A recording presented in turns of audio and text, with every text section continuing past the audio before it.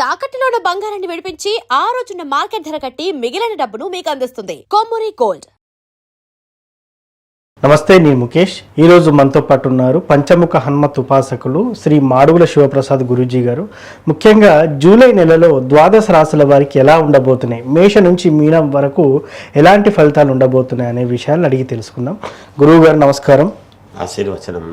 ముఖ్యంగా మేషరాశి వారికి జూలై నెలలో ఎలా ఉండబోతుందంటారు? శ్రీ మహాగణాధిపతయ నమః. ఐం మహాసరస్వత్యే నమః. శ్రీ లలితాంబికాదేవియే నమః. జూలై మాసం మేషరాశి వాళ్లకు ఎలా ఉండబోతుంది అంటే బాగుంది, యోగదాయకముగా ఉంటుంది అనేటువంటిది చెప్పవచ్చు. గురువు కర్కాటక రాశిలో ఉన్నాడో, లగ్నం అన్న రాశి అయినా సరే సహజం, కర్కాటకంలో ఉన్నాడు కాబట్టి వచ్చేసినాడు అక్కడికి. గురువు ఉచ్చస్థానంలోకి వచ్చేసి ఏళ్ళనాటి శని ప్రభావం అనేటువంటిది ఉన్నది మేషరాశి వాళ్లకు. శారీరకమైనటువంటి శ్రమ ఉంటుంది, కానీ ఫలితాలు మాత్రం బాగానే ఉంటాయి. ఇక్కడ మెయిన్గా ముఖ్యంగా చూసుకోవాల్సింది ఏ లగ్నంలో పుట్టారు అనేటువంటిది ఒకసారి ఆలోచన చేసుకుంటే వాళ్ళకు తగినటువంటి ఇది ఉంటుంది. ఏది ఏమైనా మేషరాశి వాళ్లకు మిగతా గ్రహాలు ఉండేటువంటి విధానం కానీ ఈ జూలై మాసంలో అత్యంత అనుకూలతలు ఏర్పడుతూ ఉన్నాయి. వాళ్లకు ఎప్పటి నుంచో కావాల్సినటువంటి పనులు చేసుకోవడము, కొత్త పనులకు పురమాయించుకోవటము చేయటము, భూమికి సంబంధించినటువంటి విషయాలలో అంటే భూ తగాదాలు కానీ లేదా భూముల క్రయ విక్రయాల విషయాల్లో కానీ, అది కాకుంటే ఏదైనా ఎప్పటి నుంచో ఇల్లు కావాలి అని కోరుకుంటూ ఉండేటువంటి వాళ్ళకైనా, ఇంట్లో సమస్యలు ఏమైనా ఉండేటువంటి వాళ్ళకైనా వీటన్నిటికీ కూడా మంచి పరిష్కార దిశగా ముందుకు వెళతారు అనేటువంటిది తెలుస్తూ ఉన్నది. ఏదైనా అనుకున్నటువంటి పనులు నెరవేరటం అనేటువంటిదే కదా కావాల్సింది. శుభకార్యాలు కావచ్చు, ఇంట్లో కళ్యాణాలు, వ్యవహారాలు ఇట్లాంటివి కావచ్చు, ఇంకేదైనా వాళ్ళకు సంబంధించినటువంటి విషయాలు. అలాగే క్షేత్ర దర్శనము చేసే అవకాశాలు ఉన్నాయి. ఏదైనా క్షేత్రాలకు వెళ్ళటం కానీ, దైవ సాన్నిధ్యంలో గడపడం కానీ ఇలాంటివి ఉంటాయి. ముఖ్యంగా విద్యార్థులకు చాలా యోగదాయకముగా ఉంటుంది. కొంచెం శ్రమ పడాలి, చదవాలి. బాగా చదివితేనే కదా ఎక్కడైనా అనుకూలం అనేటువంటిది ఏర్పడతాయి. కాబట్టి బాగా చదువుకోవాలి, మంచి ఫలితాలు సాధిస్తారు, అందులో సందేహమే ఉండదుగాక. వ్యాపారస్తులకు కావచ్చు, ఉద్యోగస్తులకు ముఖ్యంగా కొంచెం ఒత్తిడి అనేటువంటిది ఉంటుంది, శ్రమ ఉంటుంది బాగా. నాకు ఈ ఉద్యోగం ఉంటుందో ఊడిపోతుందో, ఏమిటబ్బా పరిస్థితి అనేటువంటి భయాందోళనలు అనేటువంటివి ఉండేటువంటి వాళ్లకు ఒక్కసారి వాళ్ళ జాతకాలు చూసుకొని జాగ్రత్తగా ముందుకు అడుగులు వేస్తే ఇబ్బంది లేకుండా ఆ ఇబ్బందిని దాటుతారు అనేటువంటిది చెప్పవచ్చును.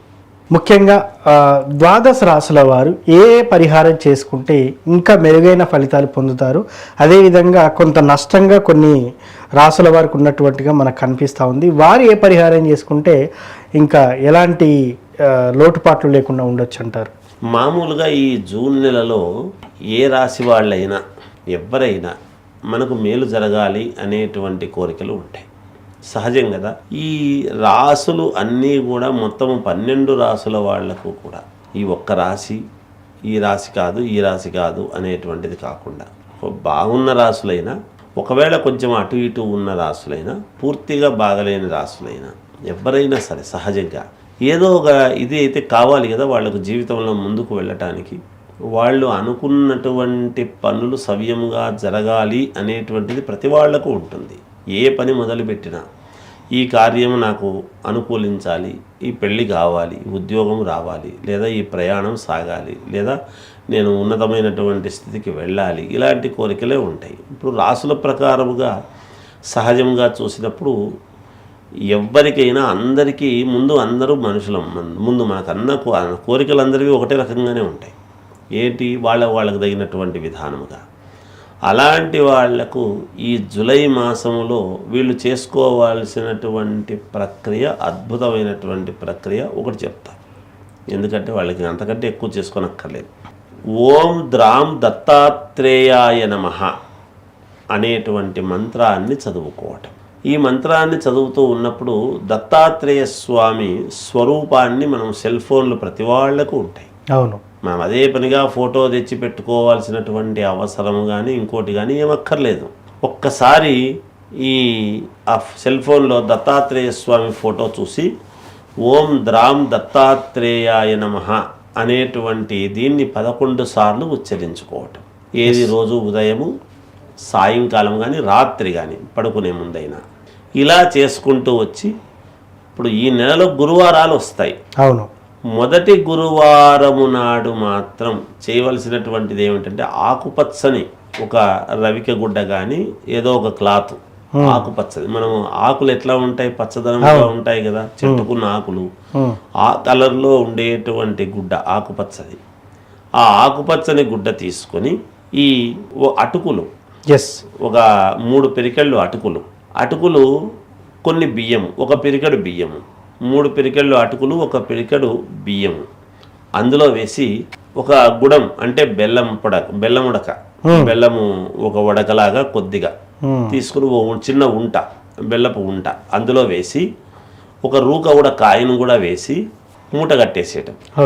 ఆ మూట కట్టేసి ఈ 4 గురువారాలు దానికి పసుపు కుంకుమ వేసి పూజ చేసి లాస్ట్ గురువారం ఉంటుంది కదా, నెలాఖరులో ఉండేటువంటి గురువారము ఏదైనా ఒక ఎవరికో ఒకరికి గురువులాగానో లేకపోతే ఎవరికైనా ఒకరికి ఇచ్చేయటం అనేటువంటిది మంచిది.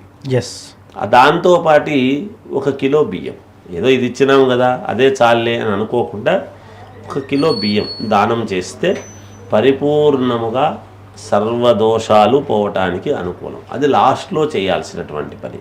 లేదు మొదటి వారమే చేస్తాము అని అనుకుంటే ఈ 3-4 వారాలు ఇది చెయ్యాలి కదా, ఆ మూటకు ఒక పసుపు కుంకుమ అనేది వెయ్యాలి.